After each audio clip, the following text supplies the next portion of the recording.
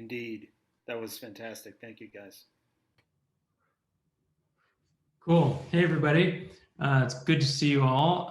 My name is Rob Lake, and I'm the co-founder and CEO of the Five Network. Let me just close this chat for a moment. So I got to say, Mike and Flavio, I can't believe you're sort of two-timing the Five Network. So Ryle and his organization's phenomenal. Love it. So congrats to you all at Possible Me. But Mike and Flavia, I thought we were the only game in town in your lives, and so now I've learned that there are more people in the mix, and I guess you picked other great suitors, so this is wonderful. We have an open relationship, Rob. Well, I was going to go there, but you went there. You're always on our hearts. Good. So one of my other colleagues, Atolia, who's phenomenal, she's on the call as well. So give a shout out to Atolia. So here's us in a nutshell. If the last presentation was all focused on college readiness, what we focus on is the world of work and opening up the world of work to extraordinarily talented, young, diverse kids, again, starting here in the States, but eventually this will be international.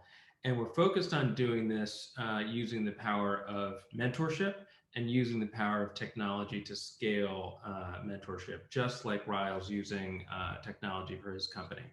So let me just give a personal story, and then I'll share some slides. So my parents both immigrated to the US from Jamaica back in the late 60s. Dad got recruited to teach at a small boarding school in New England called St. George's.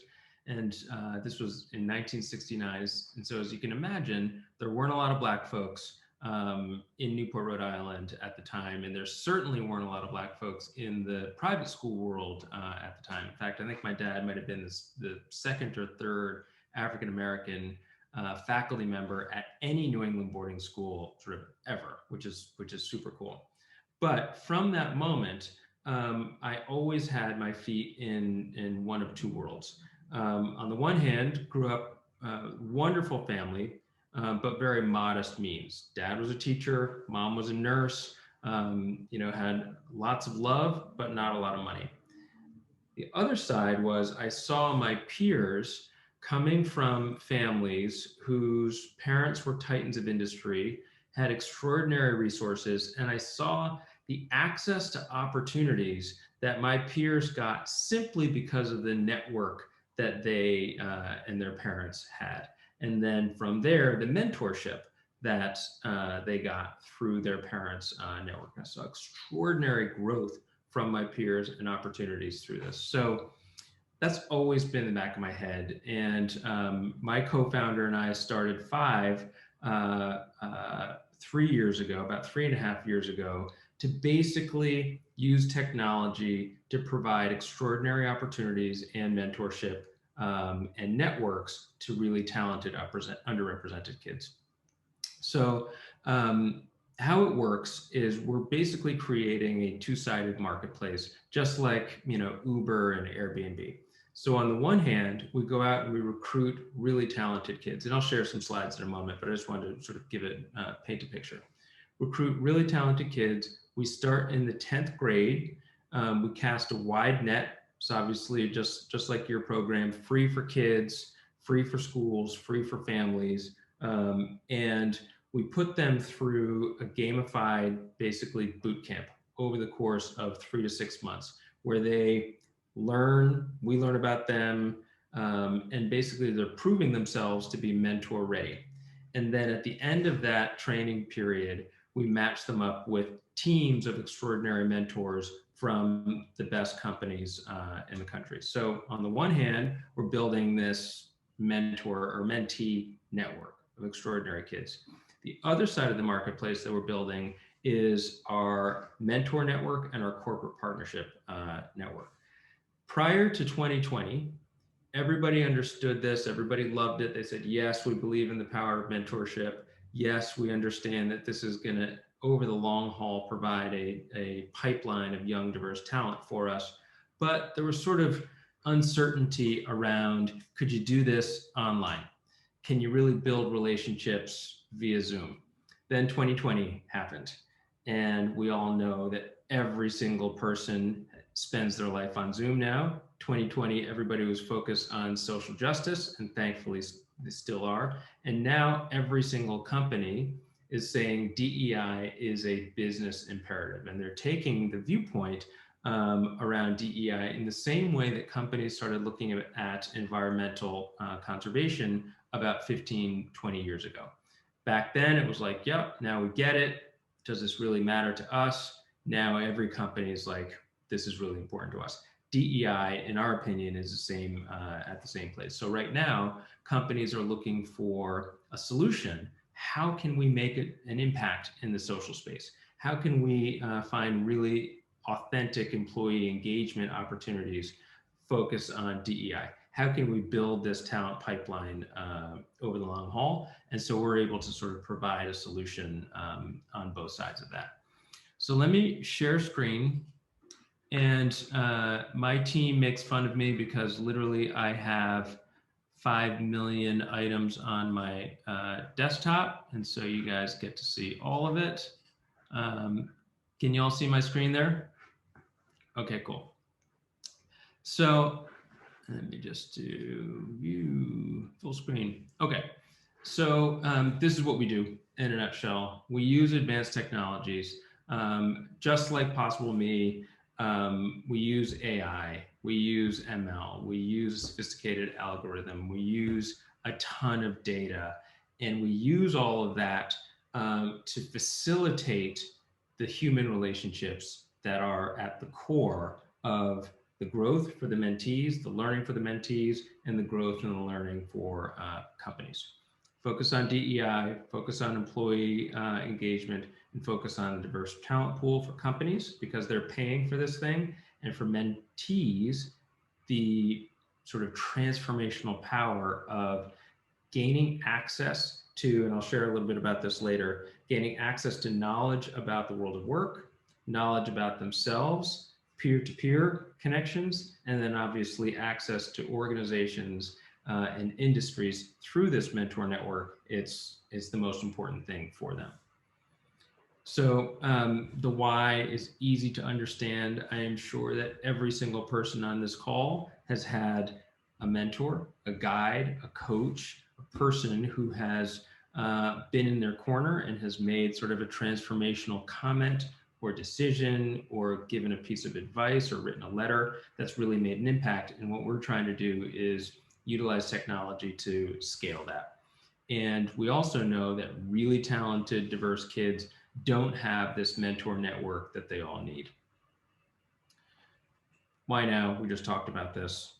So here's what makes our system a little bit different.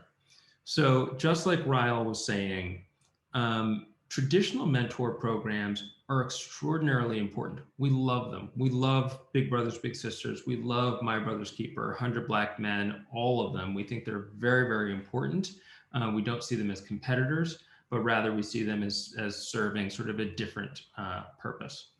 The challenge with those, with that model and those traditional organizations is, number one, they're terrestrial. It's very hard to meet your mentee when there's a pandemic. Number two, it's very hard to find high quality matches in a geographic location, and it's very hard to find the time. So what we do is we were 90% virtual. When the world opens up, about 10% of the time we'll be getting people together. We surround kids with mentor teams. This is extraordinarily important. So instead of it being a one-to-one relationship, it's a 5-to-1 relationship to start, and then we boost from there. So by the time somebody's done with our program after 4 years, they'll have a network of 20 to 25 professionals who have been matched with them, who are in their corner. The other benefit of mentor teams is it spreads the wealth. If Mike, Ryle, and Flavio are all mentoring a young woman from, let's say, Houston, Texas, Mike might have a busy week, and so he can't get to the mentee. Well, that's fine, because Flavio and Ryle are able to communicate with that mentee that particular week. The other two people in the beginning are two members of our company. One person who's dedicated to the mentees to keep them on track. The other person is dedicated to the mentors and helping them. Again, 90% virtual. This is also a big difference for us. Most of the communication is asynchronous. So Flavio can get a notification from us that says his mentee had a question about this engineering video that he saw on Wednesday. Flavio doesn't have to get back right then and there. He has 7 days to get back to the mentee. And so there's just this consistent communication over the course of the week for the mentees from their mentors. It makes it easy and sustainable for the mentors. It makes it sort of really impactful for the mentees. And those are two things that we learned really early. And Mike's research bore this out. Kids don't need, as we all know, nor do we as adults, need this long, hour-long live sit-down dinner once a week. They just need consistency over time. And when we're able to provide that consistency over time, that builds trust, which then allows them to open themselves up, which then allows them to learn, which then that's sort of how the magic happens. Ton of data, little micro mentoring moments built for super, super busy professionals. And again, because it's all tech-based, it's scalable, customizable, and we use some really interesting algorithms to sort of facilitate all this. And by the way, Ryle, we should share notes. I've got an extraordinary data scientist now on board.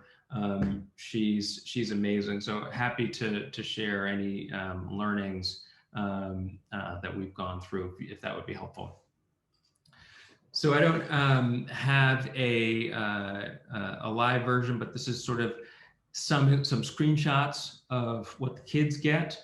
On a daily basis, they get content from us, bite-sized pieces, 3 to 5 minutes per day, very interactive, same concept. There's a leaderboard, it's gamified, there are badges, certificates, but there's a 7-day cadence that they get and a really thoughtful 4-year curriculum.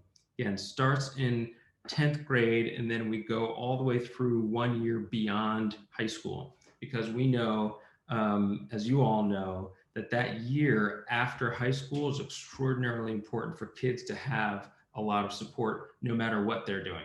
It might be going off to a 4-year college, might be going to community college, might be VOTEC, might be the military, it might be straight into the world of work. But no matter where they're going, they have to have that support in order for them to sustain the energy that it takes to thrive once they're out of the house. Just very quickly, the mentor's role. Each mentor is expected to just commit 15 minutes a week, again, asynchronously. And then once a month, we ask people to get on a live Zoom call. And it's been fabulous. This has been an unintended or unexpected development. Most mentors are talking more than once a month live, and many mentors, like me, actually way prefer to just have a quick Zoom call every single week, as opposed to a lot of asynchronous text and chatting. So I talk to my mentee once a week on Thursdays for 20 minutes, and it's fabulous. We just have it in on the calendar, we chat, and it works for us. So about half of our mentors and mentees are having a lot of Zoom calls, and then the rest are mostly asynchronous chatting, and then once or twice a month they get together on Zoom. Yeah, I'll just double check the. Then we have, this is just a slide on reach. We've got kids from all over the country. We started in the toughest parts of the country, so Mississippi Delta, Alabama Black Belt, rural North and South Carolina, and we've expanded. So we're super proud of what's going on, and I will say, not that they need more shout outs, but Mike and Flavio and the other Mikes and the whole team at UPenn have just been phenomenal working with us. helping us with measurement, helping us with what we are teaching the kids, because the efficacy of these programs is sort of what's most important, not just for our paying customers, but it allows us to sort of put our heads down on the pillow at night with a good conscience, saying what we think these kids are learning, they're actually really learning. So that's it in a nutshell. And as Ryle said, just, thanks very much for inviting us. We're proud to be a part of this group and proud to learn. So thank you. Fantastic. Thank you, Rob. That was great.